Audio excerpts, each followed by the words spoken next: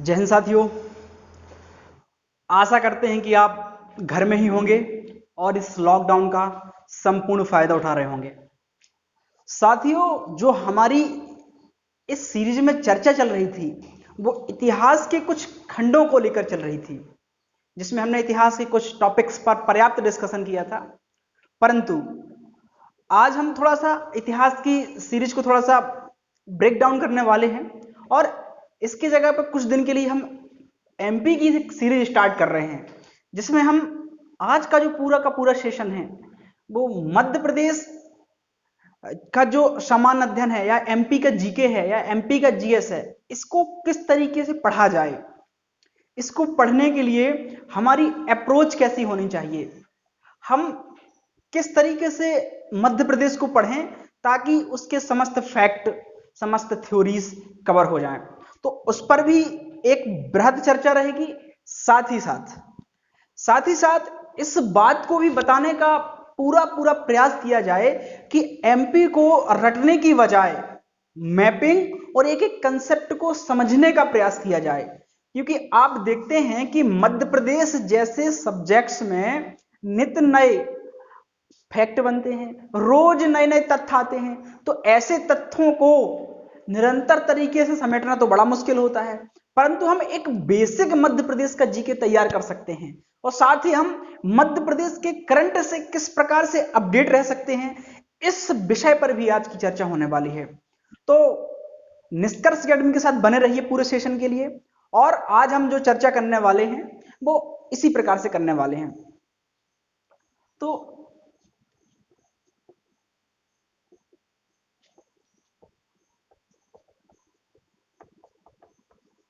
पहला प्रश्न तो यही है, मध्य प्रदेश कैसे पढ़ें।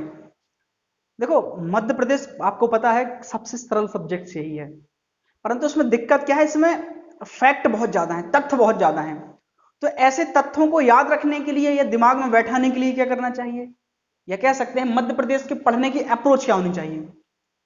तो यदि मुझसे कोई पूछे कि भाई एमपी कैसे पढ़ें कि लंबे समय तक टिके, तो मैं सबको यही सजेस्ट करूंगा कि पहले तो आपको एमपी की मैपिंग आनी चाहिए।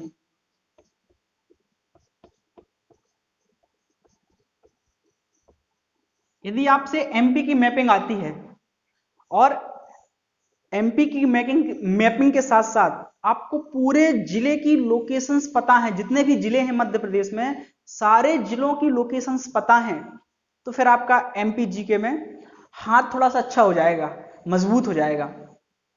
पहली बात एमपी के कुछ टॉपिक्स हैं, एमपी के कुछ टॉपिक्स हैं जिनको आपको बहुत अच्छे से पढ़ना पड़ेगा, टॉपिक्स पर पकड़ होनी चाहिए।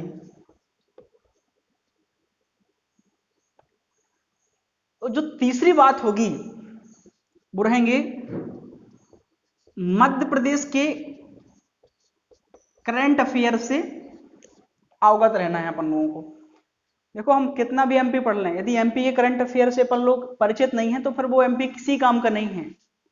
क्योंकि जितनी भी परीक्षाएं कंडक्ट करवाई जा रही हैं, चाहे वो मध्य प्रदेश लोक सेवा आयोग की परीक्षा हो, चाहे वो एमपी एसआई की परीक्षा हो, मध्य प्रदेश आरक्षक की परीक्षा हो, जेल प्रहरी की परीक्षा हो, व्यापम द्वारा आयोजित करवाई जाने वाली कोई भी परीक्षा हो, हम देखते हैं उसमें एमपी एक अच्छे खासे स्तर पर पूछा जाता है। और जो पीएससी है, पीएससी तो अपने अलग ही ढंग में चलता है। अभी इस बार का प्री आप लोगों को देखा होगा किस तरीके से एमपी के अजीबोगरीब क्वेश्चन पूछे गए। तो ऐसे अजीबोगरीब क्वेश्चन कब कैसे हल किए जा सकते हैं, इस प्रश्न का भी जवाब तलाशा जाएगा। लेकिन जो बेसिक पूरी हमारी बात रहेगी वो पूरी इस बात पर केंद्रित रहेगी कि मध्य प्रदेश को कैसे पढ़ेंगे और मध्य प्रदेश के किस किस सिलेबस में कौन कौन सी चीज हम लोग पढ़ेंगे और कहां कहां से अधिकतर प्रश्न पूछे जाते हैं, इस बात पर पूरी चर्चा रहेगी।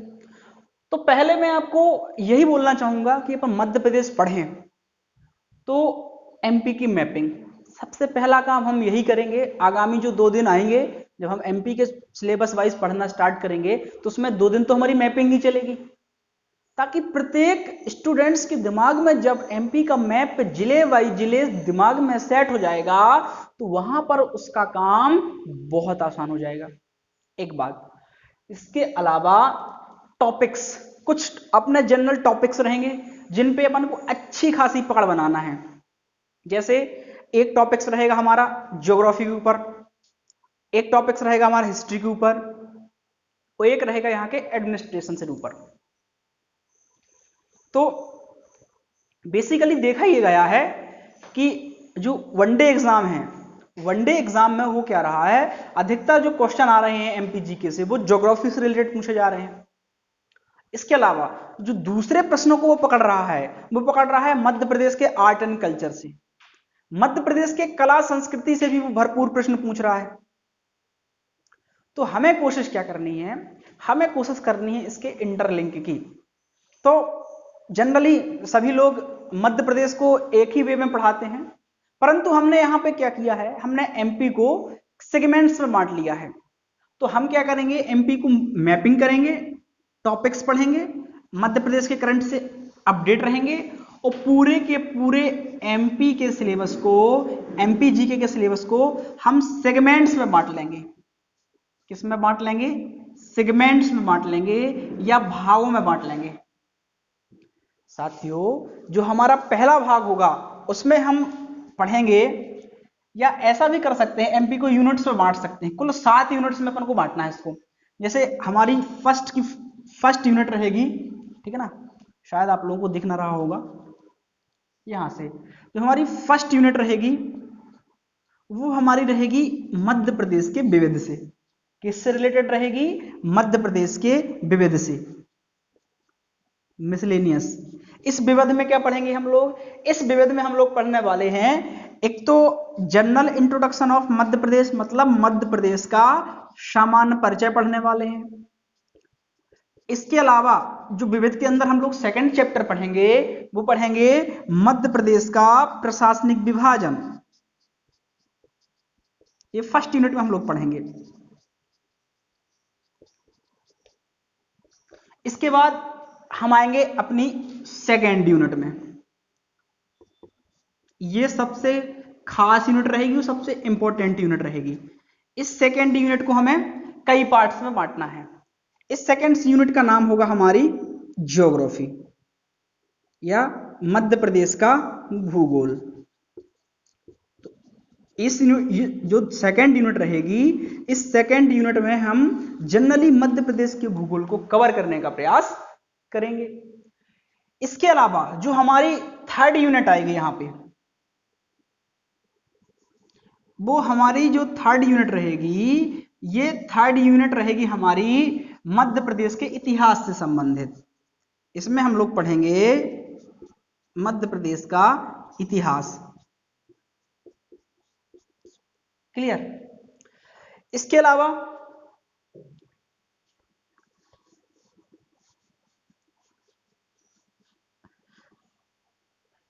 अलावा जो हमारी फोर्थ यूनिट आएगी, ठीक है ना, जो फोर्थ यूनिट आएगी वो रहेगी आर्ट एंड कल्चर से रिलेटेड। मतलब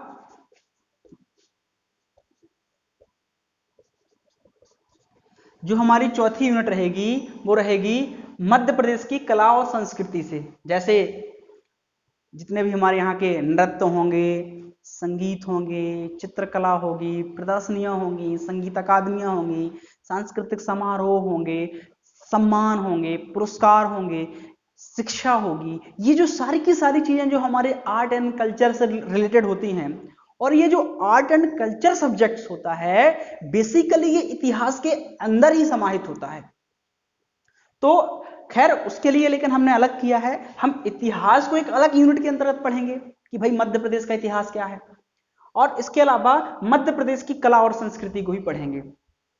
कला और संस्कृति से भी कई क्वेश्चन आ जाते हैं, पूछ लेगा कि काजल रानी की गुफा कहाँ है, बिलोवा की गुफाएं कहाँ हैं, आपसे पूछ लेगा ये मंदिर कहाँ है, ये मकबरा कहाँ है, ये किला कहाँ, ये से क्वेश्चन पूछे जाते हैं। तो ये आर्ट एंड कल्चर का जो टॉपिक्स है ये भी बड़ा इंपॉर्टेंट हो जाता है। तो ये चौथी यूनिट हमारी हो गई। इसके बाद जो हम पढ़ने वाले हैं पांचवी यूनिट में हम लोग पढ़ेंगे मध्य प्रदेश की प्रशासनिक व्यवस्था।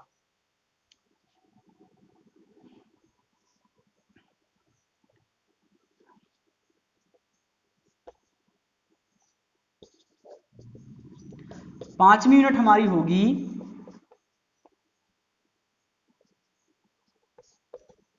मध्य प्रदेश की प्रशासनिक व्यवस्था।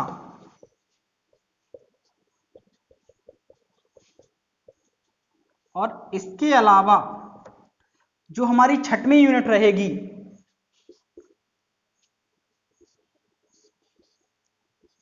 जो हमारी 6वीं यूनिट रहेगी वो रहेगी परिशिष्ट।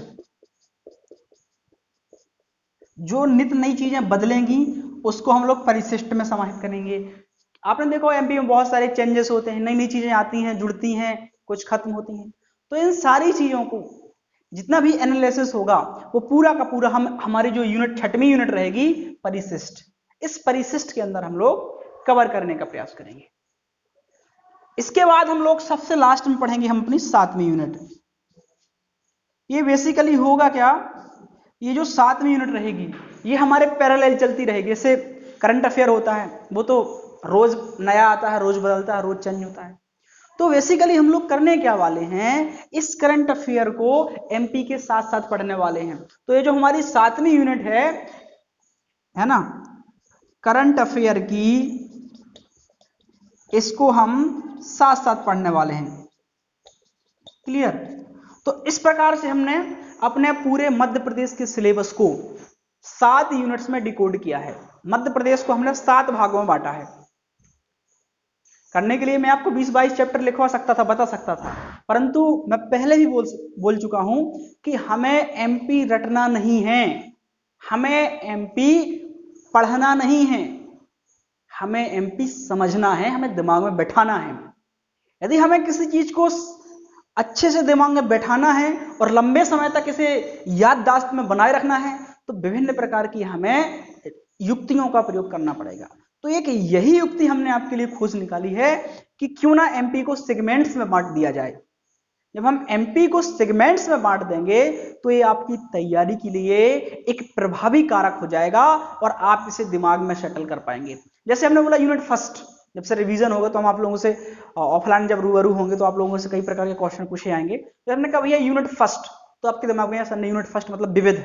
विविध में क्या होता है, मध्य प्रदेश का बड़ा छोटा, सबसे पहला, सबसे बाद का, सबसे नया, सबसे पुराना, ये सारी जो चीजें हैं, मध्य प्रदेश में प्रथम, मध्य प्रदेश में एकमात्र, ये जो छोटी छोटी चीजें हैं ये सारी की सारी विविध में जाएंगी। मध्य प्रदेश का प्रशासनिक विभाजन, तो फिर जब 2 चैप्टर आपको ये यूनिट फर्स्ट के अंतर्गत याद हो गए तो फिर हम आपसे जब कभी भी पूछेंगे तो आपके दिमाग में पूरी की पूरी बातें जो क्लासरूम में पढ़ाई गई हैं या जो ऑनलाइन पढ़ाई गई हैं वो आपके दिमाग में मेमोराइज होंगी। जिससे क्या होगा, आपकी स्मरण शक्ति बढ़ेगी और आप लंबे समय तक चीजों को कवर कर पाएंगे।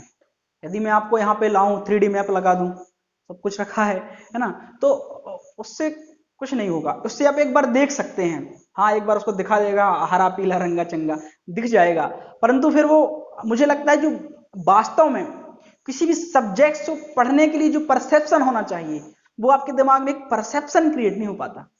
और जब तक आपके दिमाग में कोई परसेप्शन क्रिएट नहीं होगा मुझे नहीं लगता कि आप कोई सब्जेक्ट सीख सकते हैं। तो सबसे पहली बात तो हमें परसेप्शन क्रिएट करना पड़ेगा।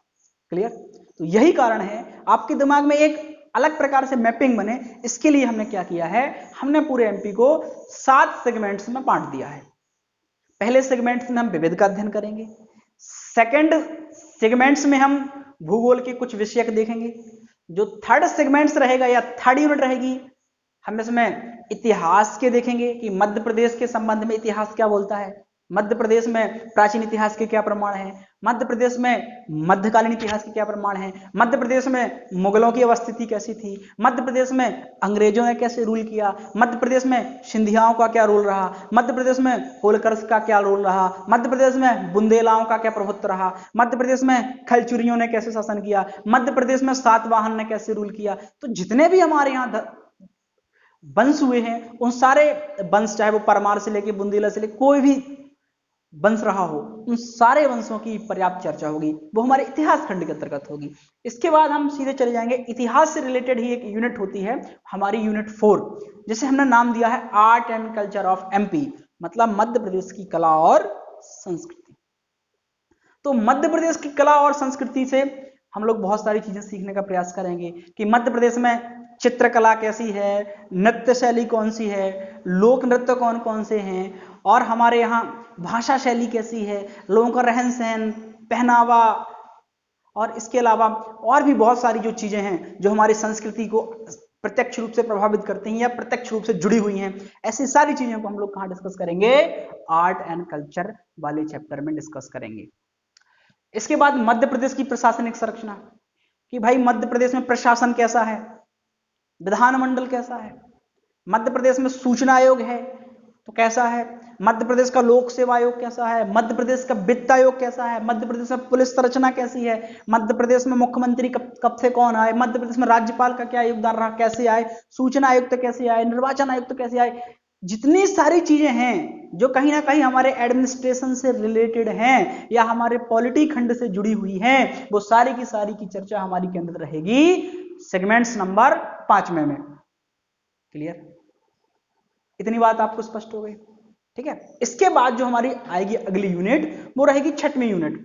इसमें परिशिष्ट रहेगा, जो भी चेंजेस हुए हैं या जो भी चेंजेस होने वाले हैं या जो जो परिवर्तन हमें देखने को मिलता है, ये सारी की सारी चीजें हम लोग किसमें करेंगे, ये सारी की सारी चीजें हम लोग परिशिष्ट में डिस्कस करने वाले हैं। क्लियर? इतनी बात स्पष्ट? आगे बढ़े। ठीक है। अब आता है करंट अफेयर। जैसा कि हमने पहले ही बताया, करंट अफेयर को अपन लोग पैरेलल पढ़ेंगे।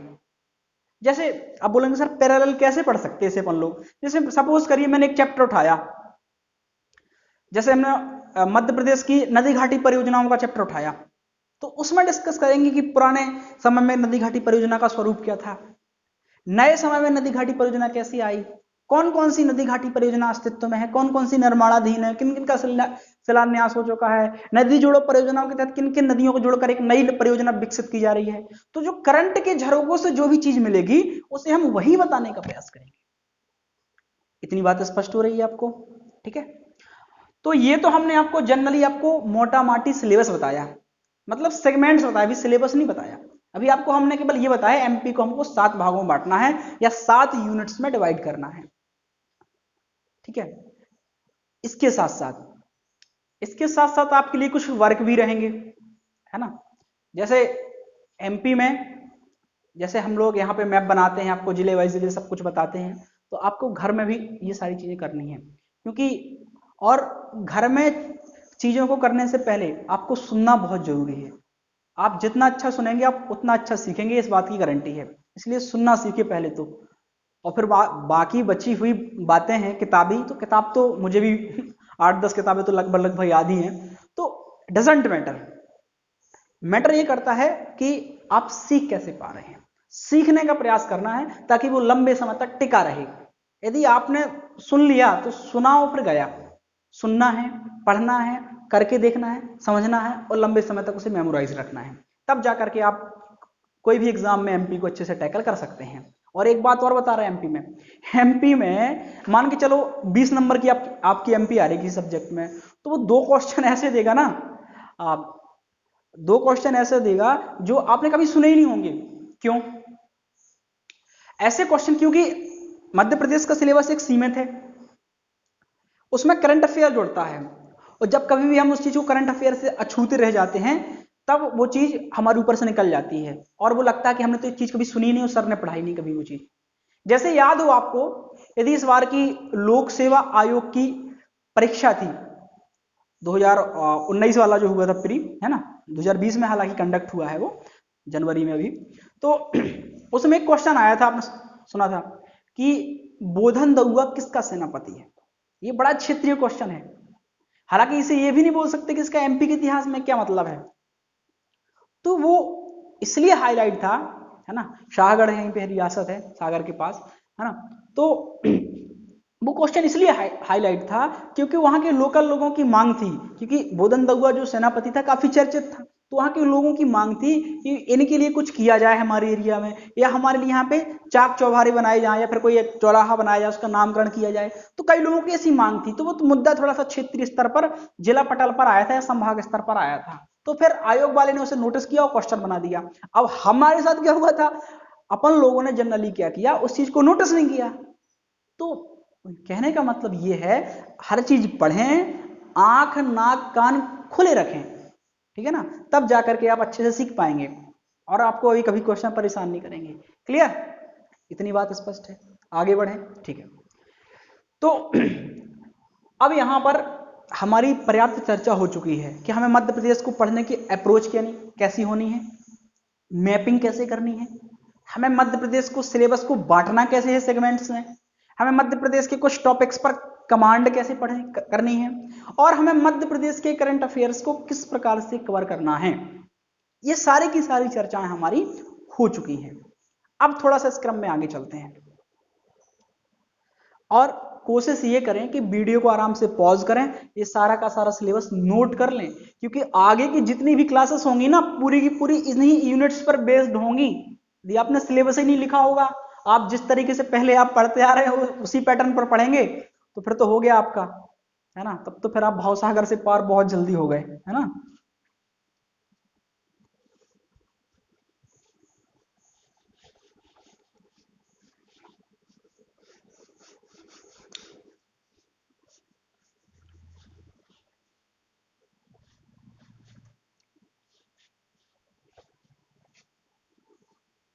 अब आपको करना क्या है, आपको अपनी पेन और कॉपी रेडी करना है और सिलेबस लिखना शुरू करना है, ठीक है। थोड़ा सा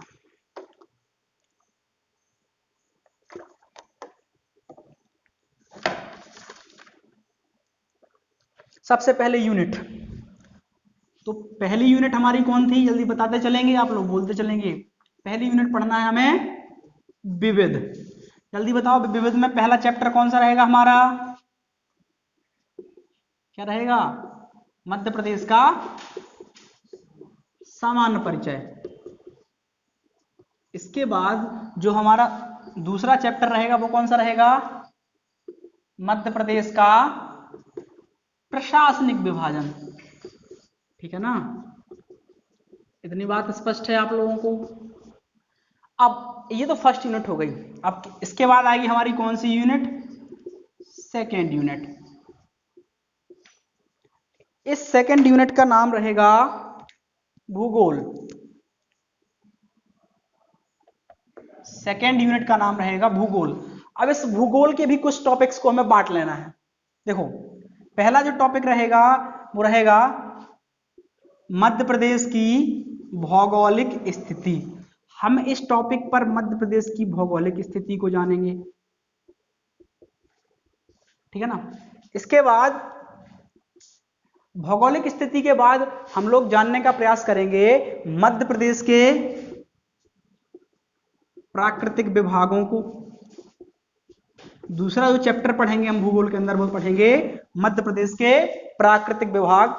इसके बाद जो हमारा थर्ड चैप्टर आएगा वो आएगा मध्य प्रदेश में नदियां।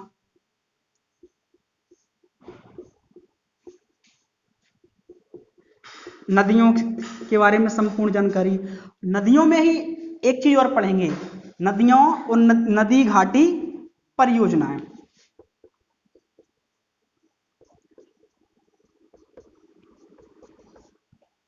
और इसमें कुछ सिंचाई परियोजनाएं भी रहेंगी, ठीक है ना। तो थर्ड यूनिट जो या थर्ड चैप्टर रहेगा भूगोल का वो हमारा थोड़ा बड़ा रहेगा, मध्य प्रदेश में नदियां, नदी घाटी परियोजनाएं और सिंचाई परियोजनाएं। इसके बाद जो हमारा चौथा चैप्टर आएगा वो आएगा मध्य प्रदेश में जलप्रपात एवं झीलें।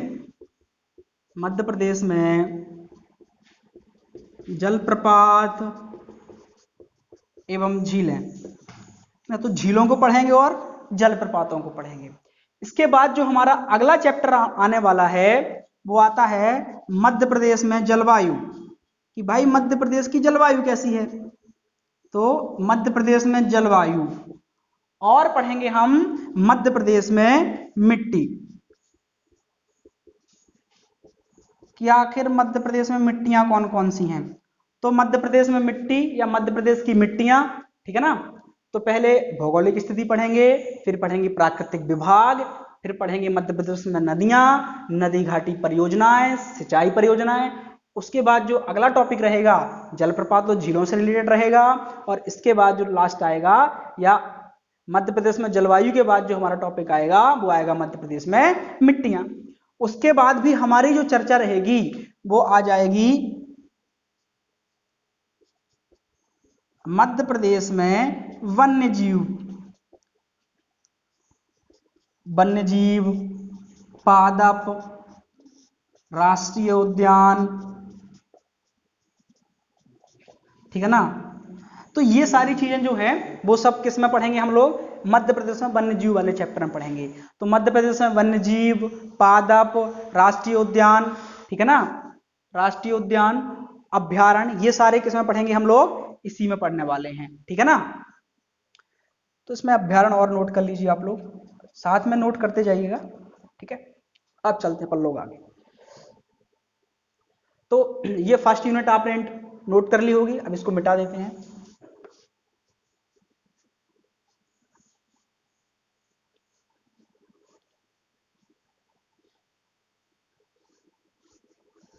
चलो ठीक है ना, तो हम वन्य जीव वाले चैप्टर तक पहुंच चुके थे। अब हम चलते हैं आगे। अब आते हैं हम लोग मध्य प्रदेश में ऋतुएं। तो मध्य प्रदेश में ऋतुओं को पढ़ेंगे हम लोग यहाँ पे। इसके बाद ऋतुओं के बाद पढ़ेंगे हम मध्य प्रदेश में संसाधन, रिसोर्सेज पढ़ेंगे। रिसोर्सेज हम लोग यहाँ पे दो प्रकार के पढ़ेंगे, एक तो मध्य प्रदेश में खनिज पढ़ेंगे, और खनिज के अलावा हम क्या पढ़ेंगे, ऊर्जा पढ़ेंगे, ऊर्जा संसाधन। तो संसाधन दो प्रकार के पढ़ेंगे मध्य प्रदेश में, एक तो खनिज संसाधन या खनिज कौन कौन है हमारे यहाँ, फिर पढ़ेंगे हम लोग ऊर्जा संसाधन। इसके बाद जो हमारा अगला टॉपिक आएगा वो आएगा मध्य प्रदेश में कृषि।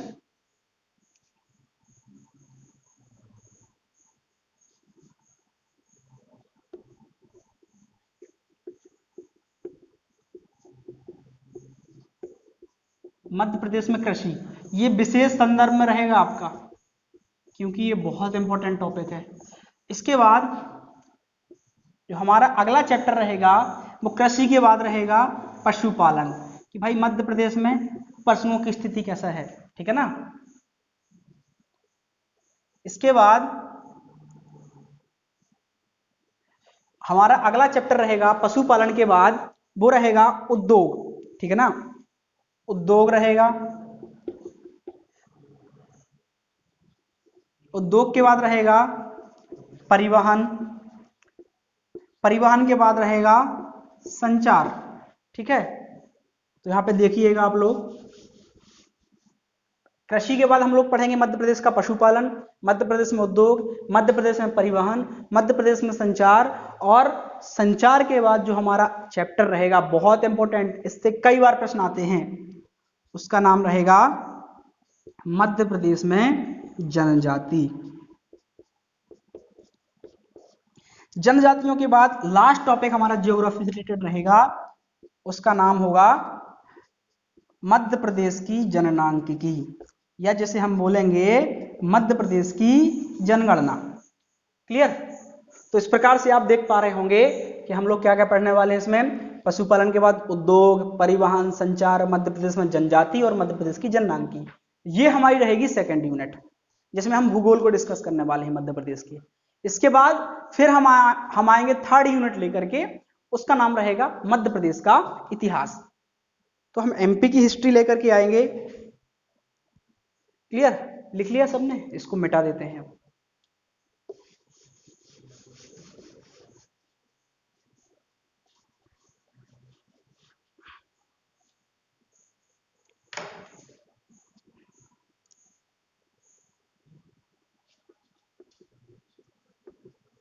मध्य प्रदेश का इतिहास,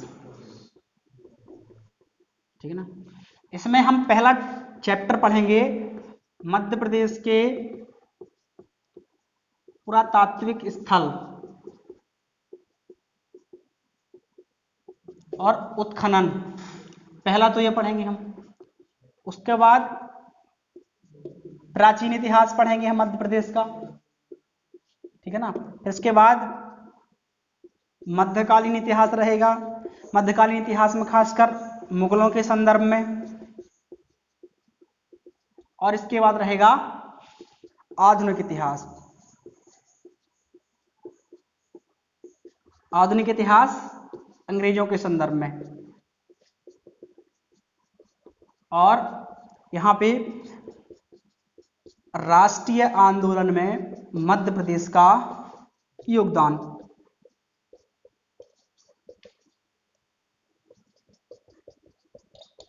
ठीक है ना, देख पा रहे हैं होंगे आप लोग, मध्य प्रदेश में के पुरातात्विक स्थल उत्खनन पढ़ेंगे। दूसरा चैप्टर प्राचीन इतिहास से रिलेटेड रहेगा। तीसरा रहेगा मध्यकालीन इतिहास, मुगलों के संदर्भ में, मराठों के संदर्भ में, होलकरों के संबंध में। ठीक है ना, इतनी बात। खिलजियों के संदर्भ में भी थोड़ी सी चर्चा रहेगी यहाँ पे, है ना। अब मराठों के अंतर्गत ही सिंधिया आ जाएंगे। ठीक है ना, अब सिंधिया के लिए अलग से नहीं करेंगे, जनरली मराठा, क्योंकि अपन को मालवा में भी पढ़ना है और विदर्भ में भी पढ़ना है और अपन को मध्य उत्तर मतलब उत्तर मध्य क्षेत्र में ही पढ़ना है, जैसे हम लोग ग्वालियर शिवपुरी एरिया बोलेंगे। तो जनरली जैसे सिंधिया थे तो वो भी मराठा थे, तो हालांकि लिखने के लिए लिख सकते हैं भाई सिंधिया, है ना, ग्वालियर की सिंधियाओं को पढ़ेंगे। ठीक है ना, तो मराठों में वैसे होलकर भी आ जाएंगे। ठीक है ना, तो होलकर और सिंधिया लिख देते हैं ताकि आप लोगों को कंफ्यूजन ना हो। क्लियर। तो इस प्रकार से जो हमारी चर्चा रहेगी वो मध्य प्रदेश के इतिहास से रिलेटेड रहेगी। 4 टॉपिक हमको इसमें पढ़ना है। पहले हम पुरातात्विक स्थल उत्खनन पढ़ेंगे, दूसरे में हम लोग पढ़ेंगे प्राचीन इतिहास के संदर्भ में, फिर मध्यकालीन खासकर मुगल, मराठा, सिंधिया, होलकर, खिलजी, और इसके अलावा पढ़ेंगे आधुनिक इतिहास, अंग्रेजों के संदर्भ में मध्य प्रदेश का क्या योगदान रहा, मध्य प्रदेश के इतिहास अंग्रेजों ने किस प्रकार से प्रभावित किया। इसके अलावा हम यह भी पढ़ने का प्रयास करेंगे कि जब हमारे यहाँ राष्ट्रीय आंदोलन शुरू हुए तो मध्य प्रदेश की क्या भूमिका रही। कई बार सीधे सीधे क्वेश्चन पूछ लेता कि मध्य प्रदेश में या मध्य प्रदेश से 1857 की क्रांति का नेतृत्व किसने किया है, मध्य प्रदेश में कब शुरू हुई 1857 की क्रांति, कहां शुरू हुई। इसके अलावा कई बार क्वेश्चन ये पूछता है कि मध्य प्रदेश में मध्य प्रदेश में जब भारत में भारत छोड़ो आंदोलन शुरू हुआ तो उस समय मध्य प्रदेश से कौन से लोग निकल करके सामने आए जिन्होंने मध्य प्रदेश की लीडरशिप को आयाम प्रदान किया। क्लियर। तो ऐसे प्रश्न आते हैं। अब चलते हैं अपन लोग अगली यूनिट।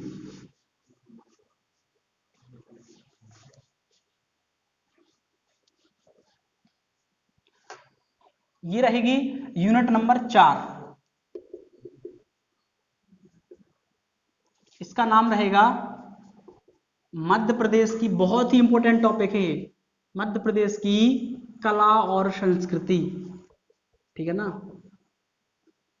बिल्कुल अच्छे से नोट करते जाइएगा पूरे सिलेबस को। मैं बता रहा हूं कि आपने ये सिलेबस नोट कर लिया, मेरी क्लास अटेंड कर ली, मैं एक बात तो आपको कह सकता हूं, यदि आप प्रेजेंट बॉडी है ना और प्रेजेंट माइंड रहेंगे तो गारंटी आप एमपी अच्छे से सीख पाएंगे और एमपी का क्वेश्चन आप कभी गलत नहीं करेंगे। मैं इतनी गारंटी ले सकता हूं।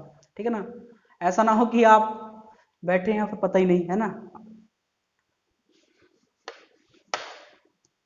तो अब देखना अपन लोगों को मध्य प्रदेश की कला और संस्कृति कि आखिर मध्य प्रदेश की कला संस्कृति में अपन लोग क्या क्या पढ़ने वाले हैं।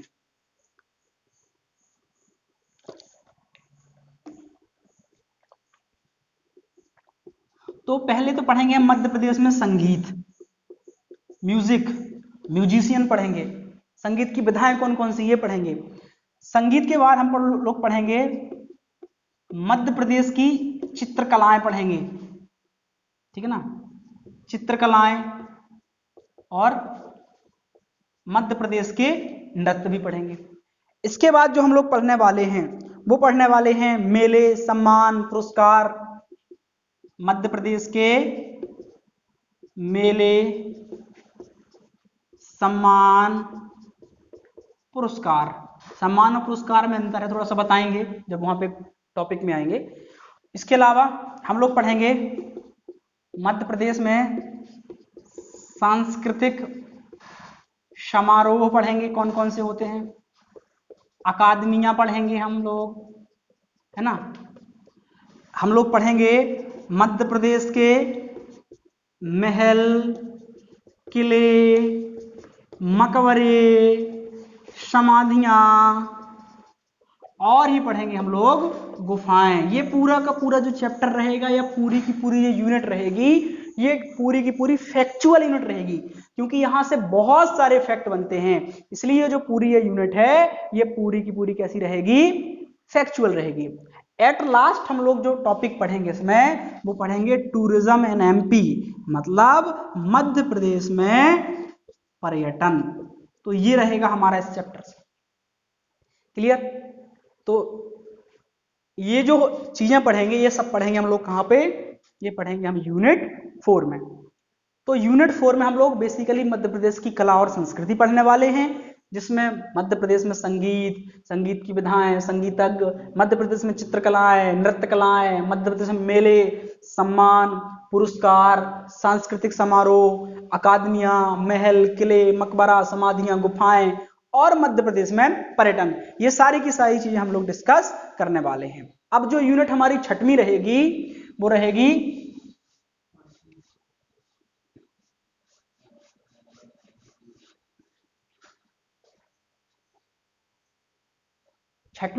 हम लोगों की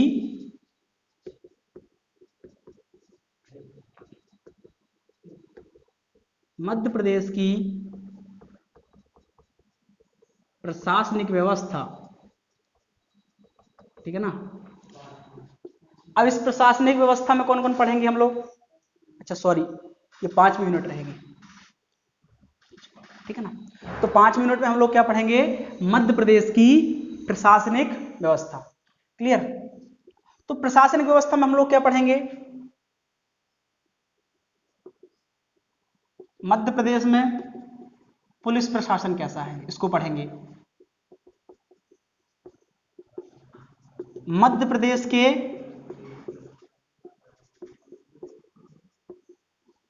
विधानमंडल को पढ़ेंगे, मध्य प्रदेश का विधानमंडल, है ना। यहीं पे हम लोग आ जाएंगे राज्यपाल, यहीं पे पढ़ लेंगे हम मुख्यमंत्री, ठीक है ना। यहीं पे पढ़ लेंगे हम लोग विधानसभा अध्यक्ष, यहीं पे पढ़ेंगे हम लोग विधानसभा अध्यक्ष। इसके बाद जो हम लोग पढ़ने वाले हैं वो पढ़ेंगे मध्य प्रदेश की संवैधानिक संस्थाएं,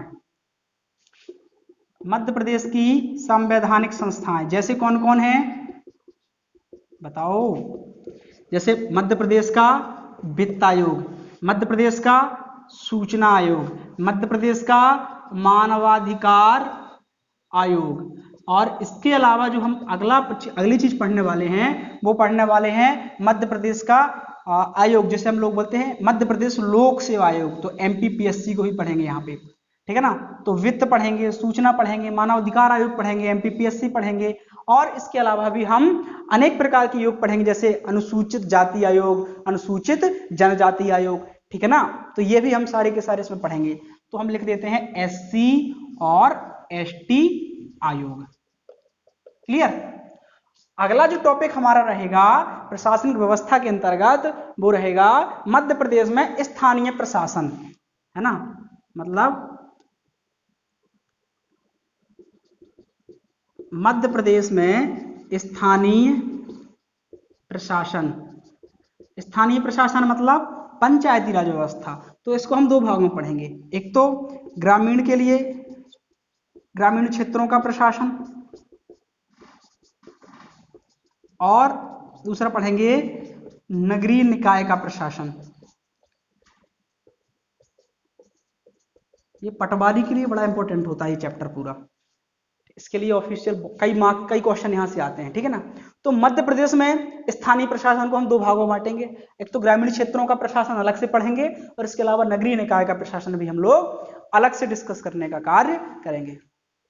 तो आपने देखा होगा जो हमारी यूनिट 5वीं है काफी अच्छी यूनिट है ये भी, तो इसको भी हम लोग पढ़ेंगे, ठीक है ना। मुख्य चर्चा हमारी यूनिट 5 तक ही रहेगी। इसके बाद जो हमारी यूनिट 6 रहेगी,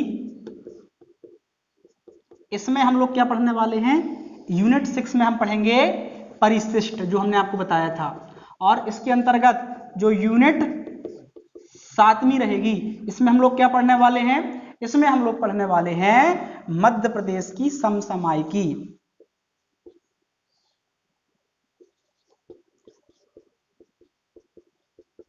तो मध्य प्रदेश का करंट अफेयर या मध्य प्रदेश की समसामयिकी हम लोग पढ़ेंगे कौन सी यूनिट में, अपनी 7वीं यूनिट में। ये हाल फिलहाल 2019-2020 के अंतर्गत जितनी भी घटनाएं हैं उन सारी घटनाओं को हम लोग कवर करने का प्रयास करेंगे। तो साथियों आज तो ये कुछ सिलेबस था, है ना, या कह सकते हैं अभी तो ये लड़ाई है, अभी आगे और लड़ाई है, ठीक है ना। तो ये सिलेबस है, अपन को इतना पढ़ना है। और मैं आपको ये बताता हूं कि आप यदि एमपी के एग्जाम की तैयारी कर रहे हैं तो एमपी का वेटेज आपको मिलेगा। एमपी के प्रश्न आपसे पूछे जाएंगे, और जब पूछे जाएंगे तो एमपी ऐसा नहीं पूछता, अब वो जमाना चला गया या पूछ लेता था कि आ, ये कोई भी पूछ लेगा कि आपका संभाग क्या लगता है ना, ये महल कहाँ है। अब क्वेश्चन बहुत खोदता है, वो बहुत डीप पूछता है एमपी आजकल वो, और ऊपर ऊपर वाला काम नहीं रह गया। इसलिए अभी तो हमने आज के खैर इस सिलेबस में हमने ये समझ विकसित करने का प्रयास किया कि मध्य प्रदेश को समझने के पीछे की अप्रोच कैसी होगी, किस तरीके से हम एमपी को याद रख सकते हैं, समझ सकते हैं, अच्छे से रीड कर सकते हैं, और हम हमारे दिमाग में एक परसेप्शन क्रिएट कर सकते हैं। इसके अलावा दूसरी महत्वपूर्ण जो बात हमने करी वो मध्य प्रदेश को सेगमेंट्स में बांटने की प्रयास किया हमने। मध्य प्रदेश को हमने 7 खंडों में बांटा है ना, 7 सेगमेंट्स में बांट लिया है, 7 खंडों में विभाजित कर लिया, 7 यूनिट्स में बांट करके फिर लास्ट में हमने क्या किया है, लास्ट में हमने एमपी का जो सिलेबस है उसको अपने हिसाब से डिकोड करने का प्रयास किया है ना। इतने से बाहर एमपी अधिकतर केसेस में 99% बाहर नहीं जाता, जो जाएगा तो वो एमपी का करंट अफेयर ही जाएगा। क्लियर?